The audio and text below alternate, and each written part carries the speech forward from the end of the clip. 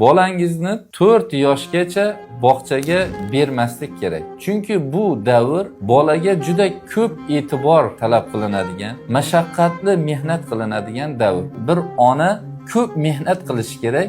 Bu davrda bolani injiqliklari, kasalliklari, yig'lashlari, tahoratini buzib qo'yishlari, katta mashaqqatli mehnatga uni tug'gan ayoldan boshqasi sabr qilishi juda ham qiyin bo'lgan holat. Uni tug'gan ayolgina sabr qilib, unga mehr muhabbatli bo'lib munosabatda bo'la oladi. Bu yoshdagi mashaqqatli mehnatga faqatgina uni tug'gan ona sabr qila olishi mumkin.